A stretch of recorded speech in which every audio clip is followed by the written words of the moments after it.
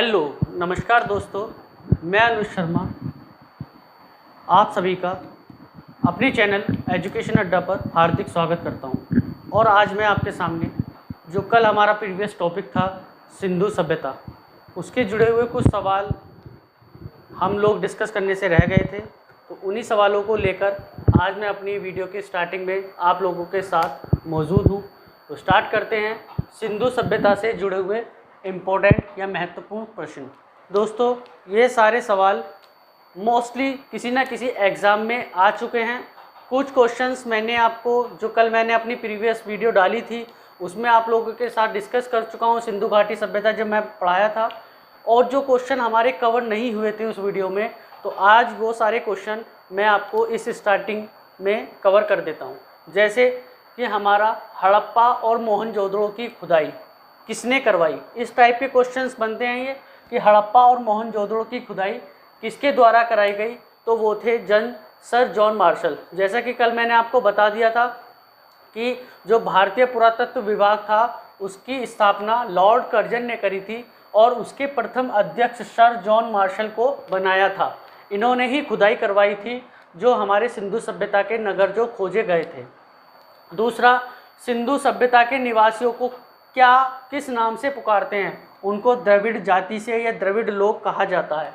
तीसरा क्वेश्चन है सिंधु सभ्यता का सर्वाधिक उत्तरी पुरास्थल कौन सा है। मैंने दोस्तों कल आपको एक मैप के थ्रू भी बताया था कि हमारा उत्तर में सबसे लास्ट का सिंधु सभ्यता का कौन सा स्थान है, हमारा पूरब में कौन सा है, पश्चिम में कौन सा है, दक्षिण में कौन सा है। तो देखिए ये क्वेश्चन एग्जाम में आ भी चुका है कि सिंधु सभ्यता का सर्वाधिक उत्तरी पुरास्थल कौन सा है, तो वो है मांदा, जो कि जम्मू कश्मीर में पड़ता है। सिंधु सभ्यता के बंदरगाह, ये मैंने आपको कल कवर कर चुका था क्वेश्चन, एक बार और आ चुका। सिंधु सभ्यता के बंदरगाह कौन कौन से थे, तो वो थे लोथल और सुरकोटदा। ये दोनों जगह कहाँ पड़ती थी, गुजरात में पड़ती हैं। स्वतंत्रता प्राप्ति के बाद हड़प्पा संस्कृति के सर्वाधिक स्थल कहाँ खोजे गए, मतलब कि हमारी आज़ादी के बाद आज भी, मैंने आपको कल भी बताया था कि आज तक जो सिंधु सभ्यता के नगर खोजे जा चुके हैं वो 1400 से ज़्यादा नगर खोजे जा चुके हैं और आज भी उनकी खुदाई चल रही है। तो क्वेश्चन यही पूछ रहा है आपसे कि हड़प्पा संस्कृति के जो सर्वाधिक स्थल स्वतंत्रता प्राप्ति के बाद, हमारी आज़ादी के बाद कहाँ खोजे गए हैं, तो गुजरात राज्य में खोजे गए हैं। अगला क्वेश्चन है सैंधव सभ्यता की सबसे बड़ी इमारत। सैंधव सभ्यता मतलब कि सैंधव सभ्यता वही सभ्यता है जिसको हम सिंधु सभ्यता भी कहते हैं या जिसको हड़प्पा सभ्यता कहते हैं, ये कोई अलग नाम नहीं है।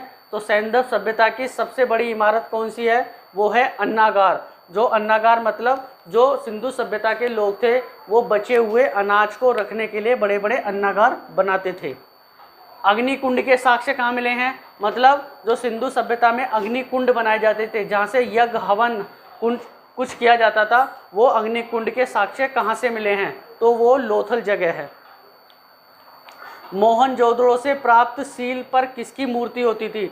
अब इस क्वेश्चन में ही दो क्वेश्चन बन गए आपके कि क्वेश्चन ये भी आ सकता है कि सिंधु सभ्यता में जो हमारी प्राप्त सील है उसके साक्ष्य कहाँ से मिले हैं, तो वो मोहनजोदड़ो से मिले हैं। और मोहनजोदड़ो से जो प्राप्त शील है उस पर किसकी मूर्ति लगी होती थी, पशुपतिनाथ की। मैंने आपको कल भी बताया है कि जो हमारे सिंधु सभ्यता के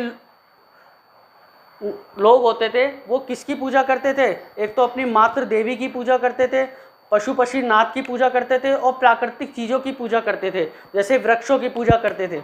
अगला क्वेश्चन है कि चावल के प्रथम साक्ष्य, मतलब कि चावल जो खेती करते थे वो उसके प्रथम साक्ष्य वो कहाँ से मिले हैं, वो भी लोथल से मिले हैं जो गुजरात में पड़ती है।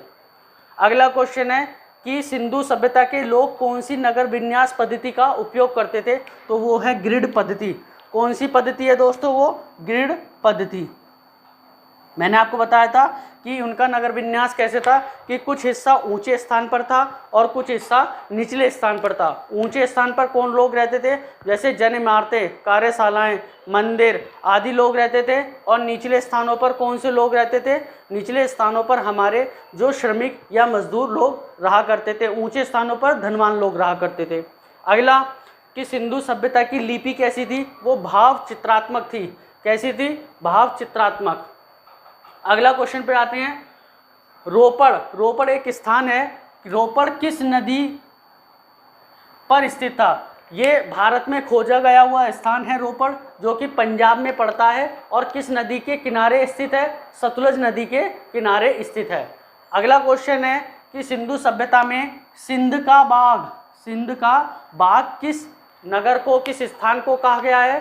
तो वो है मोहनजोदड़ो। मैंने आपको कल भी बताया था अपनी प्रीवियस वीडियो में कि मोहनजोदड़ो को एक नए नाम से और जानते हैं, वो दोस्तों था मृतकों का टीला। इसका मतलब मृतकों का टीला मतलब वहाँ से बहुत सारे नरकंकाल मिले हैं। नेक्स्ट क्वेश्चन इज कि स्वास्तिक चिन्ह देन है, स्वास्तिक चिन्ह किस सभ्यता की देन है? तो वो है सिंधु सभ्यता की देन है। अगला क्वेश्चन है कि ये जो जानवर पशुपालन करते थे तो किस पशु को ज़्यादा पूजनीय मानते थे? वो था कुबड़दार सांड। इस सभ्यता की मुख्य फसल कौन कौन सी थी? वो थी गेहूं और जौ। कल आपको मैंने ये अपने पॉइंट्स में लिखवा भी दिया था कि इनकी मुख्य फसलें, जो सिंधु सभ्यता के लोग थे वो मुख्य फसलें उनके जो हैं वो गेहूं और जौ हैं। पशुपतिनाथ, जिसकी आपको सील पर मूर्ति, जो सील थी उस पर मूर्ति मिली है, उस पशुपतिनाथ की जिसकी ये पूजा करते थे, उसके चारों ओर किन चीज़ों को रखा गया है? तो एक तरफ उस पर हाथी की तस्वीर है, एक तरफ गैंडा, एक तरफ चीता और एक तरफ भैंसा। अगला देखिए, प्राकृतिक चीज़ों की पूजा के साक्ष्य कौन सी सभ्यता से मिलते हैं? तो हड़प्पा सभ्यता। कल डिस्कस कर चुके थे कि जो सिंधु घाटी सभ्यता के लोग होते हैं या हड़प्पा सभ्यता के लोग होते हैं वो किन चीज़ों की पूजा करते थे? तो प्राकृतिक चीज़ों की पूजा। प्राकृतिक चीज़ें जैसे कोई नदी हो गई उसकी पूजा कर रहे हैं, कोई वृक्ष हो गया उसकी पूजा कर रहे हैं, तो ये प्राकृतिक चीज़ों की पूजा करते थे। सिंधु सभ्यता का कालीबंगन, ये कालीबंगन भी हो सकता है, कहीं कहीं लिखा होता है कालीबंगा, किस प्रदेश में आता है? तो ये भी एक जगह है कालीबंगन, ये राजस्थान में पड़ती है। सर्वाधिक पूर्वी पुरास्थल, देखें यहाँ पर उत्तरी पूछा गया था, यहाँ पर पूर्वी हो गया, तो पूर्वी पुरास्थल कौन सा है? आलमगीरपुर, जो उत्तर प्रदेश हमारे मेरठ के पास है। तो दोस्तों ये कुछ इम्पोर्टेंट महत्वपूर्ण क्वेश्चन है जो मैं आपके सामने बहुत सारी किताबों में से लेकर और कुछ एग्ज़ामों को स्टडी करने के बाद लेकर आया हूँ। ज़्यादातर क्वेश्चन पलट कर जो मैंने आपको सिंधु घाटी सभ्यता का पढ़ाया था और इन क्वेश्चनों के ऊपर उलट पुलट करके वो क्वेश्चनों को पूछता है। तो इतने ही क्वेश्चन सिंधु घाटी सभ्यता में से बनते हैं जो इम्पोर्टेंट हैं, जो लगातार एग्ज़ाम्स में पूछे जा रहे हैं। तो दोस्तों अगर और भी इनके बाद, अगर जब तक मैं पढ़ाऊंगा आपको आगे भी आने वाले टॉपिक्स में, अगर मुझे और कुछ भी पता चलता रहेगा सिंधु घाटी सभ्यता के बारे में कि ये इम्पोर्टेंट है, ये आप लोगों को बताना चाहिए, तो मैं उसको आपको अपनी वीडियो में डिस्कस कर लूँगा। चलिए अब आज का टॉपिक हम स्टार्ट करते हैं। और टॉपिक स्टार्ट करने से पहले मैं आपको रिकॉल करा देता हूँ कि हमने जो अपनी टेबल बनाई थी हिस्ट्री की, उसमें सिंधु घाटी सभ्यता के बाद हमने आपको बताया था कि सिंधु घाटी सभ्यता जो थी वो हमारी 2500 BC से लेकर और 1750 BC तक कवर करी थी, जो कि हमने अपने टॉपिक में कवर कर लिया। उसके बाद मैंने आपको बताया था कि 1750 से लेकर और 1500, जो 250 साल का इतिहास है वो कहीं भी नहीं है हिस्ट्री में, उसकी कोई हिस्ट्री नहीं है। उसके बाद जब हमने आगे अपनी टेबल को बढ़ाया तो हमने जो नेक्स्ट सभ्यता स्टार्ट करी थी वो थी वैदिक सभ्यता। तो वो ही आज का हमारा टॉपिक है दोस्तों। तो अपने टॉपिक को स्टार्ट करते हैं। आज का हमारा टॉपिक है वैदिक सभ्यता।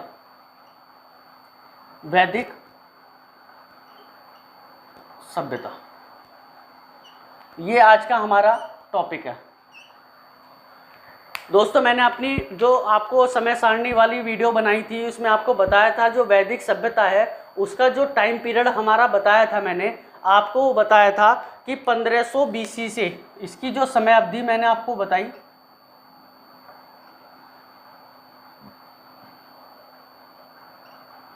वो 1500 ईसा पूर्व से लेकर और 600 ईसा पूर्व तक मैंने आपको समय अवधि बताई थी। ये इसका ऑथेंटिकल टाइम पीरियड है वैदिक सभ्यता का कि 1500 ईसा पूर्व से लेकर 600 ईसा पूर्व तक इसका टाइम पीरियड रहा है।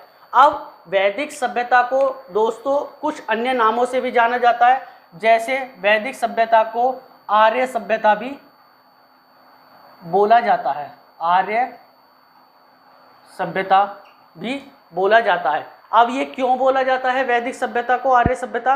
क्योंकि वैदिक सभ्यता की स्थापना कह लीजिए, या वैदिक सभ्यता में जो लोग थे उनको क्या बोला जाता था? उनको बोला जाता था आर्य। क्या बोला जाता था? आर्य। और आर्य का मतलब क्या होता है? आर्य का मतलब होता है श्रेष्ठ या उत्तम। आर्य शब्द का मतलब होता है श्रेष्ठ या उत्तम। अब आर्य कहाँ से आए थे? या आर्य भारत के ही निवासी थे? ये अलग अलग मत इतिहासकारों ने बनाए थे, जो ज़्यादा इम्पोर्टेंट हैं मत, वो मैं आपसे डिस्कस करूंगा कि आर्य कहाँ से आए थे और ऑथेंटिकल किसको हम पढ़ते हैं उस चीज़ पर डिस्कस करते हैं। कुछ लोग बोलते हैं कि जो आर्य है उनका आगमन, एक इतिहासकार ने बोला है आर्य मध्य एशिया से आए थे। एक बोलते हैं कि आर्य उत्तरी ध्रुव से आए थे, उत्तरी ध्रुव से आए थे। एक ने बोला आर्य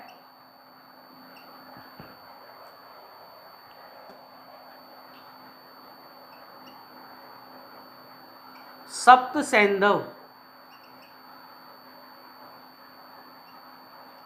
सैंधव के निवासी थे। और एक ने बोला कि आर्य तिब्बत से आए थे।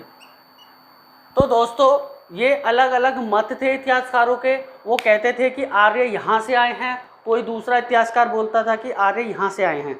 लेकिन ऑथेंटिकल जो इम्पोर्टेंट 4 मत हैं वो मैंने आपसे डिस्कस किए हैं। तो मैं उन इतिहासकारों के आपको नाम भी बता दे रहा हूँ कि आर्य कहाँ ने, किस इतिहासकार ने क्या बताया है। तो आर्य मध्य एशिया से आए हैं, इस चीज़ को बताने वाले इतिहासकार का नाम है मैक्स मूलर। उसका क्या नाम है? Max Muller. सेकंड, आर्य उत्तरी ध्रुव से आए हैं, इस चीज़ को किसने बताया है? इस चीज़ को हमारा बाल गंगाधर तिलक ने बताया है, बाल गंगाधर तिलक। थर्ड, आर्य सैप्त संधव जो के निवासी थे। सैप्त संधव वाले प्रदेश, वो प्रदेश होता है जो हमारा पंजाब वाला जो इलाका होता है, वो हमारा उसको सैप्त संधव प्रदेश बोलते हैं। तो वो बोलते थे कि आर्य वहाँ से आए हैं। वो हैं हमारे प्रोफेसर अविनाश चंद्र। एक लास्ट कि आर्य तिब्बत से आए थे, ये बोला है हमारा स्वामी दयानंद सरस्वती। तो अलग अलग लोगों के अलग अलग मत थे कि आर्य यहाँ से आए हैं, आर्य वहाँ से आए हैं। लेकिन दोस्तों जो ऑथेंटिकल जो इतिहास में हम सब लोग पढ़ते हैं, ऑथेंटिकल पढ़ते हैं, वो यही पढ़ते हैं कि आर्य हमारे इस वाले को, कि आर्य हमारे मध्य एशिया से आए थे, मध्य एशिया से आए थे। अभी मध्य एशिया वाला कौन सा पार्ट होता है? जो ईरान और इराक वाला एरिया है, वहाँ से आर्य आए थे। इस चीज़ को ऑथेंटिकल मानकर हम लोग हिस्ट्री में पढ़ते हैं। और वो आए कहाँ से? एक पर्वत पड़ता है हिंदू कुश पर्वत के खैबर दर्रे से आए थे। हिंदू कुश पर्वत है, उसमें एक खैबर दर्रा होता है, 2 पहाड़ों के बीच में से स्थान निकलता है, उसको बोलते हैं दर्रा। वो उस दर्रे का नाम था खैबर। वहाँ से आर्यों का आगमन इंडिया के, भारत के अंदर हुआ है। तो दोस्तों अब तक मैंने बताया कि वैदिक सभ्यता को आर्य बोलते हैं, आर्य सभ्यता के नाम से भी जाना जाता है। आर्य का मतलब श्रेष्ठ या उत्तम होता है, जो आर्य शब्द का मतलब होता है। इसकी समय अवधि मैंने आपको बताई कि 1500 ईसा पूर्व से लेकर 600 ईसा पूर्व तक हम इसको इसका टाइम पीरियड काउंट करते हैं। आर्यों के आगमन पर जो इतिहासकारों के अलग अलग मत थे या विद्वानों के अलग अलग मत थे, तो वो मत मैंने आपको बताए जो इम्पोर्टेंट, जो अधिकतर एग्जाम में क्वेश्चन के रूप में आ भी जाते हैं कि आर्य मध्य एशिया से आए थे, ये बोला था मैक्स मूलर ने। आर्य उत्तरी ध्रुव से आए थे, ये बोला था बाल गंगाधर तिलक ने। और आर्य सैप्त संदर्भ के निवासी हैं, ये बोला है प्रोफेसर अविनाश चंद्र ने। और आर्य तिब्बत से आए हैं, ये बोला है स्वामी दयानंद सरस्वती ने। लेकिन ऑथेंटिकल जो हम पढ़ रहे हैं या पढ़ते भी हैं, वो पढ़ते हैं कि आर्य मध्य एशिया से आए थे, जो कि हिंदुकुश पर्वत में एक खैबर दर्रा था, उससे निकलकर इंडिया में प्रवेश करते हैं। दोस्तों हमने यहाँ तक पढ़ा। आगे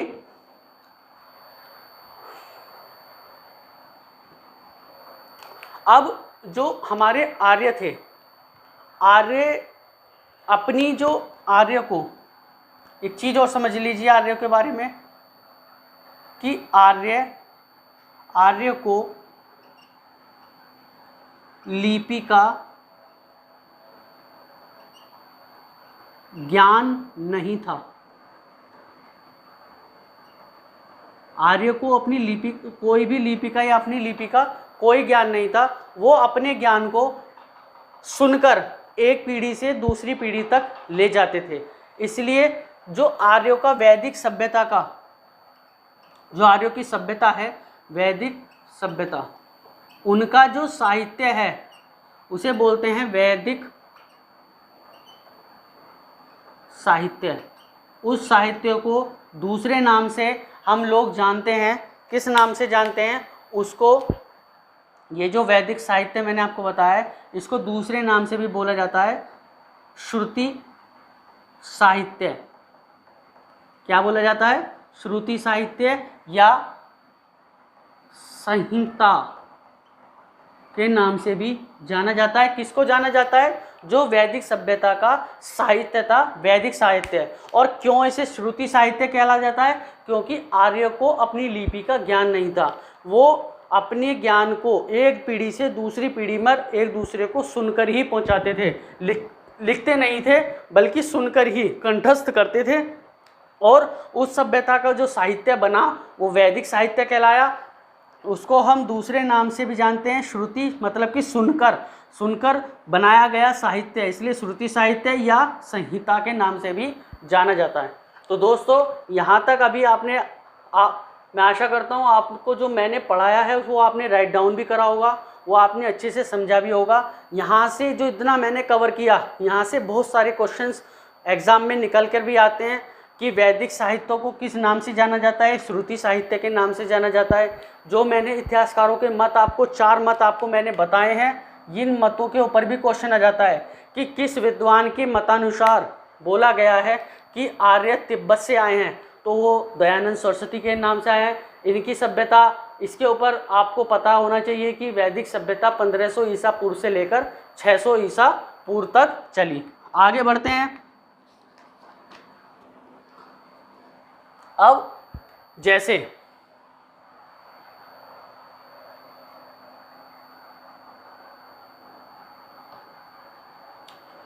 मैंने अपनी जो आपको टेबल बताई थी, जो मैंने समय सारणी बताई थी इतिहास की, उसमें मैंने आपको वैदिक सभ्यता का जो टाइम पीरियड था उसको आपको शायद 2 पार्टों में डिवाइड करा था। अगर आप लोगों ने वो वीडियो देखी होगी तो ज़रूर पता होगा कि मैंने जो अपना वैदिक सभ्यता है उसको मैंने 2 पार्टों में डिवाइड किया था। वैदिक सभ्यता को 2 पार्टों में डिवाइड किया था।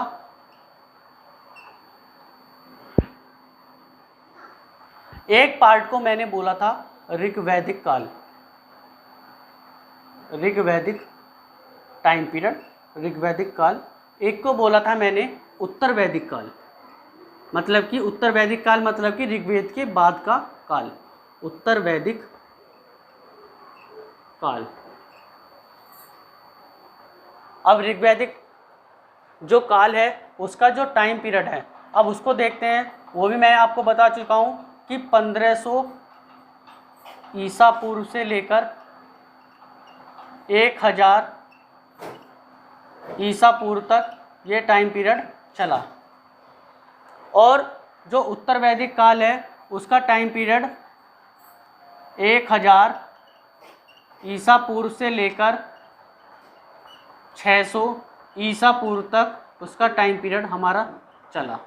ये दोनों मैंने आपको जो इतिहास की समय सारणी है उसमें भी डिस्कस कर लिया है कि ऋग्वैदिक काल का जो टाइम पीरियड है वो 1500 ईसा पूर्व से लेकर 1000 ईसा पूर्व तक है, और जो उत्तर वैदिक काल का टाइम पीरियड है वो 1000 ईसा पूर्व से लेकर 600 ईसा पूर्व तक है।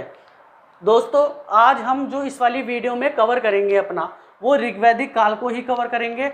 अगली वीडियो में हम उत्तर वैदिक काल को लेकर डिस्कस करेंगे। आज हम ऋग्वैदिक काल के बारे में ही चर्चा करेंगे कि ऋग्वैदिक काल में हमारा जो समाज था वो किस तरीके से था, समाज का आधार क्या था, लोगों का मुख्य व्यवसाय क्या था और किस तरीके की सामाजिक संस्कृतियाँ थी, लोग कैसे आभूषण पहनते थे, लोग कैसा रहन सहन था, कितने कबीले थे, इसके ऊपर हम सारी चर्चा करेंगे। और जो कुछ हम चर्चा करेंगे उसी से ही इंक्लूडिंग जो हमारे क्वेश्चंस आते हैं वो उसी टॉपिक्स के ऊपर, उन्हीं पॉइंट्स के ऊपर हमारे आते हैं। तो चलिए ऋग्वैदिक काल को स्टार्ट करते हैं।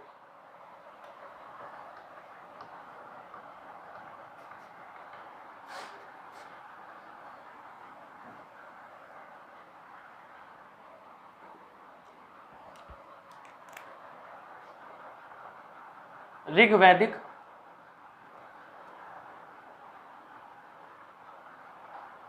काल टाइम पीरियड मैंने आपको बता दिया कि 1500 ईसा पूर्व से लेकर और 1000 ईसा पूर्व तक ये काल हमारा चला, जो वैदिक सभ्यता का काल था। अब दोस्तों मैंने, अगर आपको पता हो, आपने मेरी वीडियो जो टाइम टेबल वाली है उसमें मैंने आपको बताया था कि ये वाला काल हमारा इतिहास में मैंने आप स्वर्ण काल के रूप में जाना गया, क्योंकि मैंने आपको थोड़ा थोड़ा ओवरव्यू उस समय उस वीडियो में दिया था।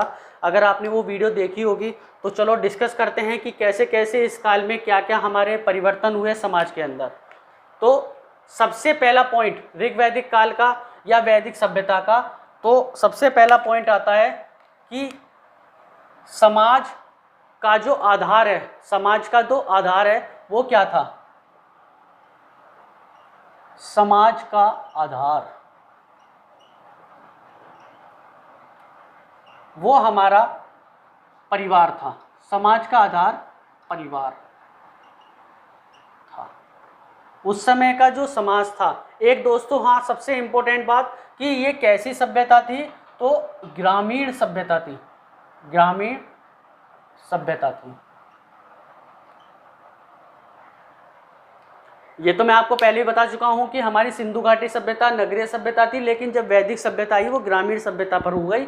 अब ऋग्वैदिक काल में जो हमारा समाज बनकर आया उसका आधार, उसका बेस कैसा था? वो परिवार था, जो हमारी फैमिली थी। अब इसमें कुछ अलग अलग चीज़ें हैं, वो देखिए कि जो कई समाज के अंदर कई परिवारों को मिलाकर, कई परिवारों को जोड़कर क्या बनता था? कई परिवारों को जोड़कर तो एक ग्राम बनता था, एक गांव बनता था, जिसका जो प्रधान होता था उसको हम बोलते थे ग्रामीणी। क्या बोलते हैं? ग्रामीणी। कई सारे परिवारों को जोड़कर गांव बना, उस गांव का जो प्रधान हुआ उसको बोला गया ग्रामीणी। अगला पॉइंट, ऐसे ही कई गांवों को जोड़कर, कई ग्रामों को जोड़कर क्या बना हमारा? उसको बोला विश। क्या बोला? एक नया शब्द विश। और उसका प्रधान क्या बना हमारा? विशपति। क्या बना? विशपति। कंफ्यूजन मत करना दोस्तों, कई परिवारों को जोड़कर, कई फैमिलीज को जोड़कर तो गांव बना है, ग्राम बना है, उसका प्रधान हमारा ग्रामीणी बना है। लेकिन कई सारे गांवों को जोड़कर विश बना है, उसका प्रधान हमारा विशपति बना है। और इसी तरीके से कई विषयों को जोड़कर, कई विषयों को जोड़कर क्या बना हमारा? कबीला। क्या बना? कबीला, जिसका प्रधान हमारा राजा हुआ करता था, जिसका प्रधान हमारा राजा हुआ करता था। तो जो हमारा समाज का जो आधार है, जो बेस है, जो वहाँ की सोसाइटी बनी, जो उस सभ्यता की सोसाइटी बनी, जो समाज बना, उसका स्टार्टिंग जो सबसे निचली इकाई है वो हमारी परिवार है, लेकिन जो सबसे लास्ट की इकाई है वो कबीला है। और उसका फॉर्मेशन कैसे कैसे हुआ समाज का, वो मैंने आपको बताया कि कई परिवारों को जोड़कर तो ग्राम बना, ग्राम का प्रधान हुआ ग्रामीणी, और हमारा कई ग्रामों को जोड़कर विश्व बना, जिसका हमारा प्रधान हुआ विश्वपति, और कई विषयों को जोड़कर हमारा कबीला बना, जिसका प्रधान हुआ राजा। ये दोस्तों इस तरीके से समाज का फॉर्मेशन था उस वाले ऋग्वैदिक काल में। आगे बढ़ते हैं, ग्रामीण सभ्यता थी, इसके ऊपर क्वेश्चन बन जाते हैं कि वो पूछ लेता है कि ग्रामीणी जो प्रधान था वो कई परिवारों का समाज था, इस पर तर्क दीजिए। इस तरीके से क्वेश्चन आते हैं, तो इनके ऊपर क्वेश्चन है। अगले पॉइंट को कवर करते हैं। दोस्तों मैंने आपको बताया था कि सिंधु घाटी सभ्यता में, कंपैरिजन में इसलिए भी कर रहा हूँ कि आपको इजीली रहे अंडरस्टैंडिंग करने में, इसे पढ़ने में, कि सिंधु घाटी सभ्यता में जो परिवार था वो मात्र सत्तात्मक था, मतलब कि माता जो थी वो मुखिया थी। लेकिन यहाँ पर जस्ट अलग हुआ कि जो समाज है वो हमारा पितृसत्तात्मक हो गया, पितृसत्तात्मक था, मतलब कि परिवार का जो मुखिया होगा वो पिता होगा। लेकिन इसका मतलब ये नहीं है कि महिलाओं का स्थान कुछ समाज में गिरा हुआ था या महिलाओं को कुछ समझा नहीं जाता था। यहाँ पर भी महिलाओं का उच्च स्थान था समाज में, महिलाओं को उच्च स्थान प्राप्त था, महिलाओं का स्थान उच्च था।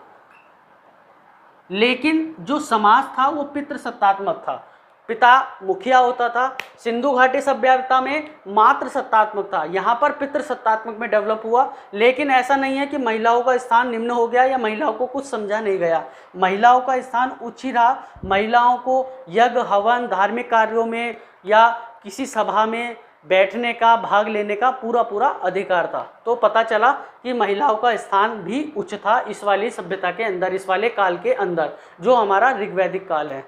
इस काल को हमारा स्वर्ण काल भी कहा गया, स्वर्ण काल भी कहा गया। अब ये स्वर्ण काल क्यों कहा गया, एक पॉइंट और लिख लीजिए पहले। समाज के अंदर किसी भी तरीके की कोई बुराई नहीं थी, किसी भी, या ये लिखिए कोई भी बुराई नहीं थी।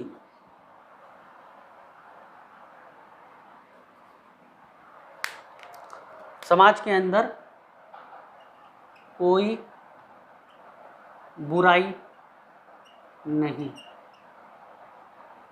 कोई बुराई ना होने के कारण इस काल को, जो ऋग्वैदिक काल है, वैदिक सभ्यता को नहीं दोस्तों, मैं इस समय आपको ऋग्वैदिक काल पढ़ा रहा हूँ तो ऋग्वैदिक काल के ही पॉइंट्स में कवर करा रहा हूँ। तो ऋग्वैदिक काल को हम स्वर्ण काल इसलिए भी कहते हैं क्योंकि समाज के अंदर जो ये वाला टाइम पीरियड है 1500 ईसा पूर्व से लेकर 1000 ईसा पूर्व के बीच में, समाज के अंदर किसी भी तरीके की कोई बुराई नहीं थी, कोई जातिवाद नहीं था, कोई सती प्रथा नहीं थी, कोई बाल विवाह नहीं था, और जितनी भी बुराइयां होती हैं ऐसा कुछ नाम नहीं था समाज के अंदर। इसलिए इस समाज को, इस काल को स्वर्ण काल कहा गया। इतिहास का प्रथम स्वर्ण काल ऋग्वैदिक काल को भी कहा जाता है। कई बार क्वेश्चन आ जाता है कि इतिहास का प्रथम स्वर्ण काल कौन से काल को कहा जाता है, तो वो ऋग्वैदिक काल को बोला जाता है। अगला पॉइंट,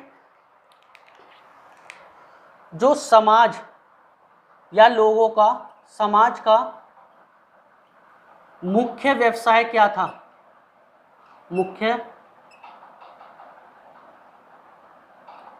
व्यवसाय वो हमारे दो थे, एक था हमारा कृषि और एक था पशुपालन। कृषि करते थे लोग और पशु पालते थे। पशुओं में भेड़, बकरी, गाय सबसे ज़्यादा पालते थे, और गायों को लेकर ही इनमें जो कबीलों में लोग रहा करते थे, मैंने आपको बताया कबीला प्रथा थी, कबीले में लोग रहा करते थे। तो जो ये गायें पालते थे उन गायों को छीनने के लिए एक कबीला दूसरे कबीले के ऊपर मतलब कि युद्ध करता था उसके साथ और उनकी गायों को छीनता था। तो ऐसा भी कुछ इनके सभ्यता में चलन रहा है कि गायों के लिए युद्ध किया करते थे ये लोग। समाज का जो मुख्य व्यवसाय था वो कृषि और पशुपालन था। अगला पॉइंट कवर करते हैं।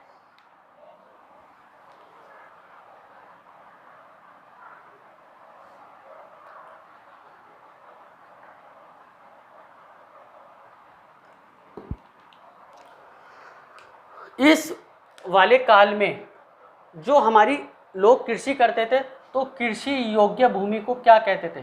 कृषि योग्य भूमि, उसको बोला जाता था उर्वरा। ये क्वेश्चन आ चुका है दोस्तों कि वैदिक सभ्यता के अंदर कृषि योग्य भूमि को किस नाम से पुकारा जाता था या कृषि योग्य भूमि को क्या कहा जाता था? तो उसे उर्वरा कहा जाता था। उर्वरा का मतलब होता है कृषि योग्य भूमि। अगला कि जो इस काल में हमारे 3 तरीके के अधिकारी नियुक्त होते थे और 3 ही तरीके की जनतांत्रिक संस्थाएं, मतलब कि जनता जो वहाँ का प्रशासन है उसको एडमिनिस्ट्रेशन करने के लिए 3 संस्थाएं बनाई जाती थी। तो सबसे पहले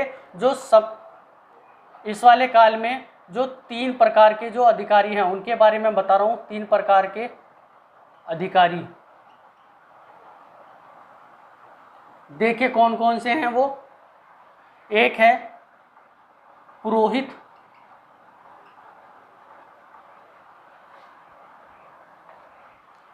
एक है ग्रामीणी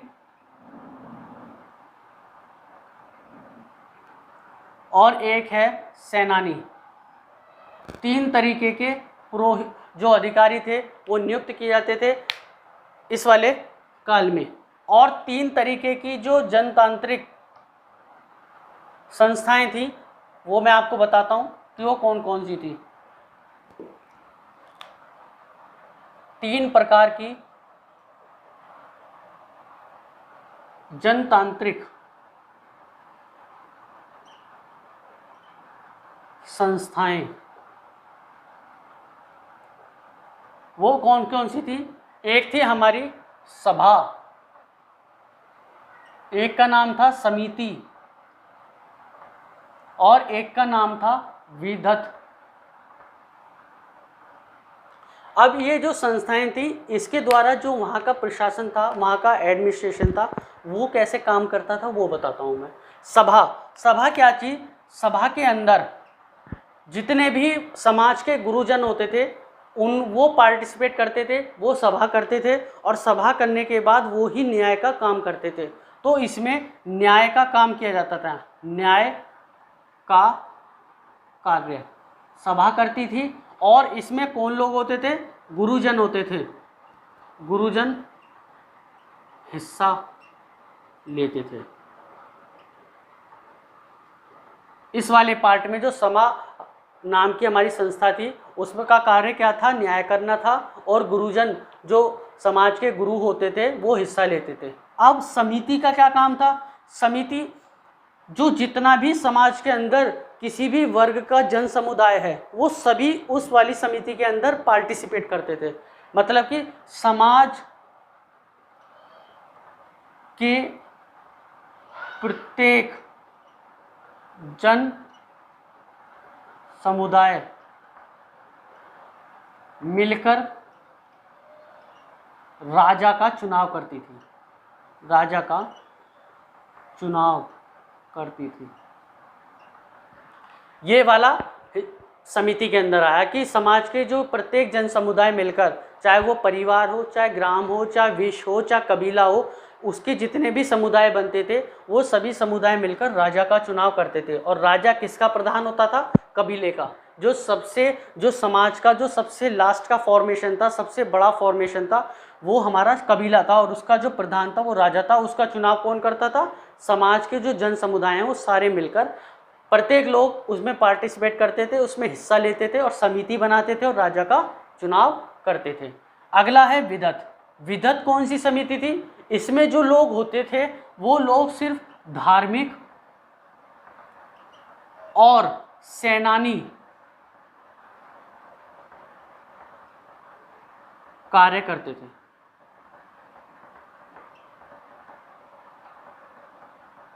विधत वाला जो हमारा संस्था थी उसमें जो लोग होते थे वो हमारे धार्मिक और सेनानी कार्य करते थे।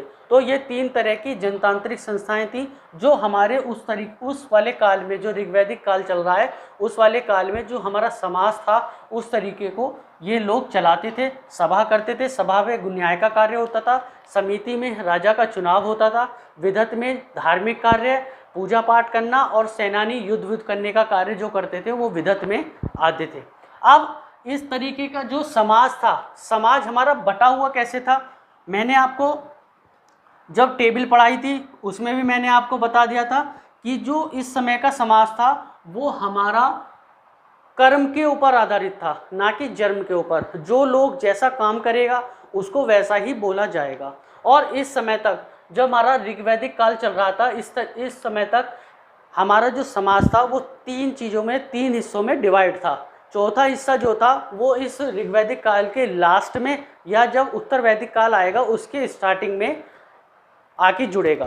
तो हमारा जो समाज था वो हमारा समाज का जो वर्गीकरण था, समाज का वर्गीकरण वो कर्म आधारित था, कर्म आधारित था। कहने का मतलब है जन्म आधारित नहीं था, कर्म था। कर्म आधारित मतलब जो जैसा काम करेगा। अब इसमें भी 3 चीज़ों में थे कि हमारे जो लोग विद्वान होते थे या पूजा पाठ करते थे, विद्वान लोगों को ज़्यादातर ब्राह्मण बोला जाता था। पूजा का काम करते थे वो सब ब्राह्मण कहलाए जाते थे। जो लोग सैनिक वाला काम, युद्ध वाला काम, युद्धों में जाते थे उन लोगों को हम क्षत्रिय बोलते थे। और जो लोग हमारे व्यापार करते थे, व्यवसाय करते थे, उन्हें हम वैश्य बोलते थे। जो इस वर्ण व्यवस्था में चौथा वाला पार्ट आता है शूद्र, वो हमारा इस जो ऋग्वैदिक काल हमारा चल रहा है उसके लास्ट जब ये काल अंतिम चरण में था जब जाके जुड़ता है, हम उसको उत्तर वैदिक काल से जोड़कर ही दिखाएंगे। तो हमारा जो समाज का वर्गीकरण था वो इन 3 में बटा हुआ था, ब्राह्मण, क्षत्रिय, वैश्य। मैंने आपको पहले ही बता दिया कि ये काल हमारा बिल्कुल स्वर्ण काल था, किसी भी तरीके की समाज के अंदर कोई बुराई नहीं थी, तो कोई ऊंच नीच वाली भावना नहीं थी। इसलिए इस वाले काल में शूद्र, जो कि सबसे, अगर वर्ग को देखा जाए तो सबसे लास्ट का पार्ट माना जाता है शूद्र, उसको जोड़ा नहीं गया था क्योंकि किसी भी तरीके का ऊंच नीच भाव वाली कोई बुराई समाज के अंदर नहीं थी, स्वर्ण काल था। तो समाज का जो वर्गीकरण हुआ वो कर्म आधारित हुआ, ना कि जन्म आधारित। आगे बढ़ते हैं। यहाँ तक जितना मैंने बताया है दोस्तों, जितने मैं टॉपिक्स आपके जितने पॉइंट्स कवर कर रहा हूँ, इन्हीं के अंदर, इन्हीं में इंक्लूडिंग क्वेश्चन आते हैं। वो ये पूछ सकता है कि सभा समिति, जो सभा संस्था होती है, उसका क्या कार्य होता था। वो ये पूछ सकता है कि समाज का वर्गीकरण किस पर आधारित था, जन्म पर या कर्म पर। वो ये पूछ सकता है कृषि योग्य भूमि, जो मैं पढ़ा रहा हूँ आपको एज इट इज़, इसी के ऊपर रिलेटेड क्वेश्चंस एग्जाम में बार बार पूछे जाते हैं। अगला टॉपिक, अगले पॉइंट्स की तरफ चलते हैं कि ऋग्वैदिक काल में और कौन से पॉइंट्स थे। तो समाज का मैंने आपको बता दिया, ब्राह्मण, क्षत्रिय, वैश्य। अब इतिहासकार ये मानते हैं कि इसमें मैंने आपको बताया कि जो लोग थे, जो समाज थे, वो लास्ट में जो इसकी समाज की जो रहने की फॉर्मेशन थी वो कबीला थी। तो इस वाले काल में, ऋग्वैदिक काल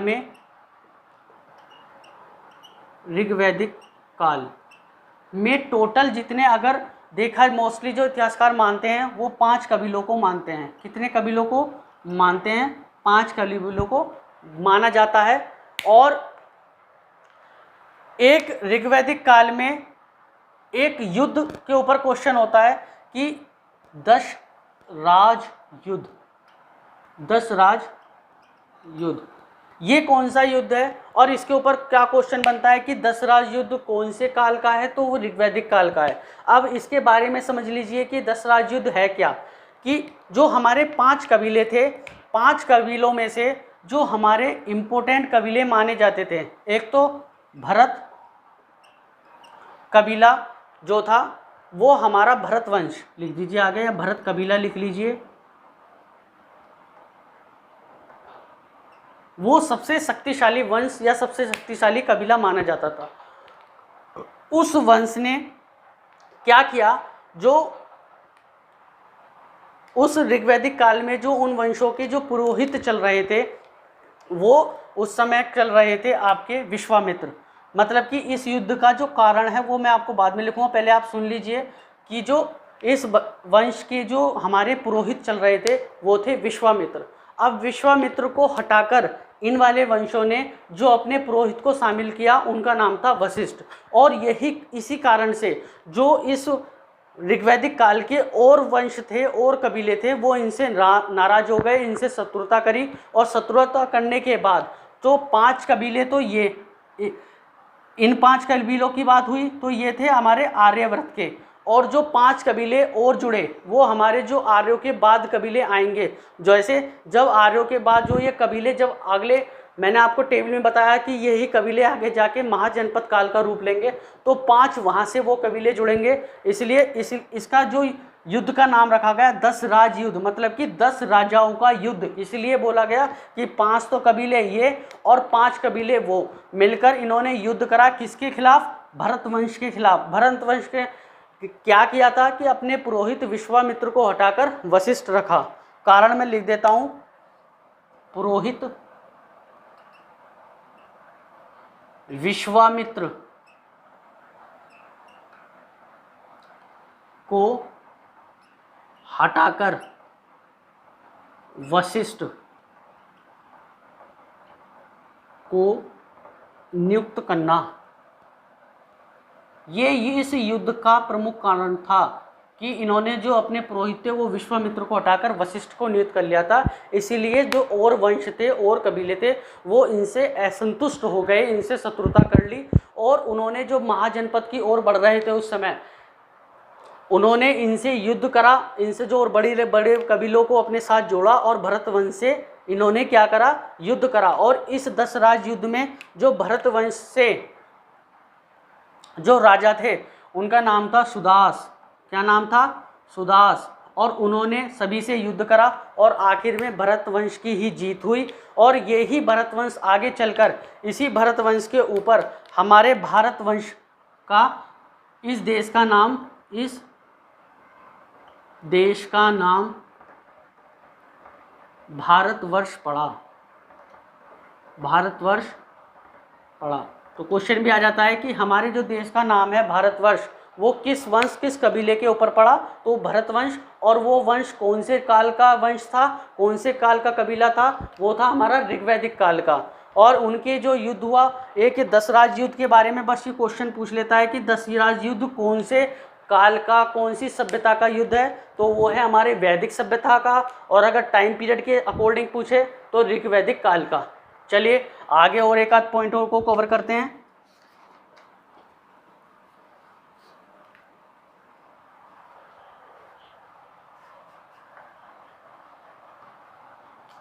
मैं आपको पहले ही बता चुका हूं कि ये वाला काल बिल्कुल स्वर्ण काल चल रहा था। समाज के अंदर किसी भी तरीके की कोई बुराई नहीं थी, बाल विवाह भी नहीं था, जाति प्रथा भी नहीं थी, सती प्रथा भी नहीं थी, किसी भी तरीके की कोई बुराई नहीं थी। अगले इस वाले काल में समाज के अंदर दो तरह के विवाह स्वीकृत थे। मतलब कि 2 तरीके के ही विवाहों को इजाज़त मिलती थी। अब वो उनके नाम क्या थे? एक को बोलते थे अनुलोम विवाह और एक को बोला जाता था प्रतिलोम विवाह। अब ये कौन से विवाह हैं? 2 तरीके के विवाह ही समाज के अंदर होते थे, लेकिन दोनों तरीके के विवाहों को स्वीकृत किया जाता था क्योंकि किसी भी तरीके की कोई बुराई नहीं थी। अब ये विवाह कैसे हैं ये सुन लीजिए।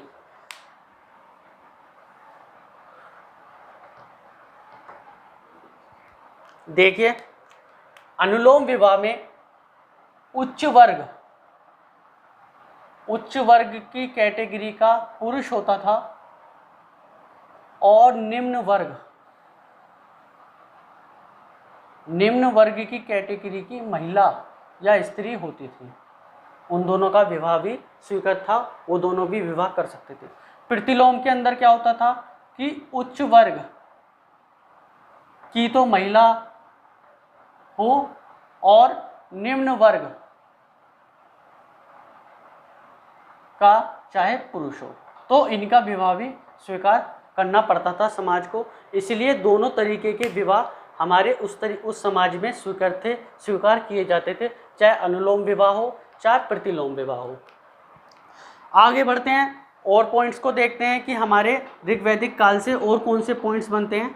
दोस्तों, एक ऋग्वैदिक काल में जितने भी हमारे यहाँ की नदियाँ हैं, आज इन नदियों के नाम जो हम सोचते हैं झेलम, रावी, चिनाब या और भी कोई जो नाम है इनके, वो ऋग्वैदिक काल में इनके जो इम्पोर्टेंट नदियाँ हैं जिनके क्वेश्चंस एग्जाम के अंदर आ जाते हैं, मैं उनको एक बार लिखवा देता हूँ, आप उन्हें राइट डाउन कर लीजिए, क्योंकि एग्जामिनर एग्ज़ाम के अंदर बार बार ये भी पूछ लेता है कि ऋग्वैदिक काल में इस वाली नदी को किस नाम से पुकारा जाता था। तो देख लीजिए, कुछ नदियों के नाम मैं आपको लिख रहा हूँ, उन्हें हम ऋग्वैदिक काल में क्या कहते थे वो देख लीजिए। एक नदी है झेलम। झेलम नदी को ऋग्वैदिक काल में विशस्ता के नाम से जाना जाता है। विशस्ता, मैंने आपको जब इतिहास पढ़ाया था, जब आपको टेबल बताई थी, तो मैंने उसमें झेलम नदी को विशस्ता भी बताया था। क्यों? क्योंकि ये वो नदी है जहाँ पर विशस्ता का युद्ध हुआ था। और विशस्ता का युद्ध मैंने आपको बताया था किन राजाओं के बीच में हुआ था। एक तो अलेक्जेंडर, जिसे भारत में सिकंदर के नाम से जाना गया, एक पंजाब का राजा पोरस, इन दोनों के बीच में विशस्ता का युद्ध हुआ था। और विशस्ता का युद्ध ही वो झेलम नदी के किनारे हुआ था। तो आज हम इसे झेलम नदी के नाम से जानते हैं, लेकिन ऋग्वैदिक काल में इसे विशस्ता नदी के नाम से जाना जाता है। एक नदी है हमारी सिंधु। इस नदी को ऋग्वैदिक काल में किस नाम से जाना जाता था? इंडस। इंडस नदी के नाम से ऋग्वैदिक काल में इसे बोला जाता था। एक नदी है हमारी रावी। रावी नदी को बोला जाता था पुरुषणी। पुरुषणी के नाम से ऋग्वैदिक काल में इसे बोला जाता था। एक नदी है हमारी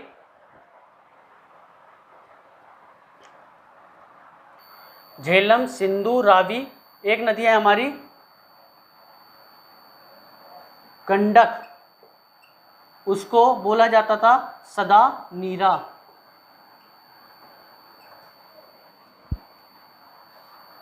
एक नदी है हमारी व्यास, उसको बोला जाता था ऋग्वैदिक काल में विपाशा। तो ये कुछ नदियां हैं दोस्तों, जो आज आधुनिक नाम में तो उनको इस नामों से जाना जाता है, लेकिन ऋग्वैदिक काल में उनको इस नाम से जाना जाता है। एक क्वेश्चन जो मैंने आपको बताया था कि दसराज जो युद्ध हुआ था, दसराज युद्ध वो इसी नदी के किनारे हुआ था।